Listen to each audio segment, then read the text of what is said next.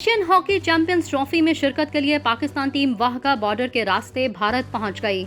Hockey team अब अमृतसर से बरास्ता दिल्ली चेन्नई पहुंचेगी, जहां चैंपियंस ट्रॉफी 3 अगस्त से शेड्यूल है। पाकिस्तान की 18 रुकनी टीम की क़यादत उमर भुट्टा कर रहे हैं। कौमी टीम पहला मैच 3 अगस्त को मलेशिया के खिलाफ खेलेगी। एशियन हॉकी चैंपियंस ट्रॉफी में पाकिस्तान और भारत का मैच 9 अगस्त को होगा। कौमी टीम के खिलाड़ी नेशनल हॉकी स्टेडियम से रवाना हुए। वाहगा बॉर्डर से अटारी भारत पहुँचने पर पंजाब हॉकी एसोसिएशन के ओहदेदारों ने कौमी टीम के खिलाड़ियों का फूलों के हार पहनाकर पुरतपाक इस्तकबाल किया।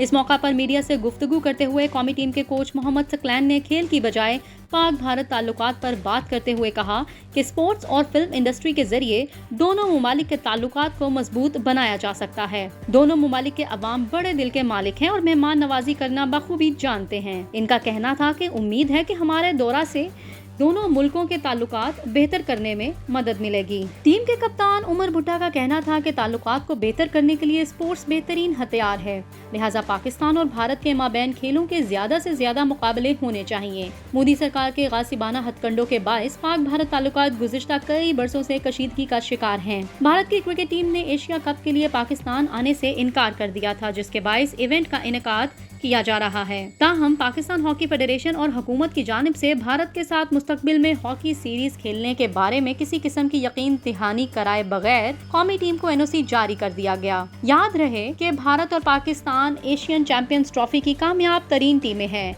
जिन्होंने तीन बार इवेंट में कामयाबियां हासिल कर रखी हैं।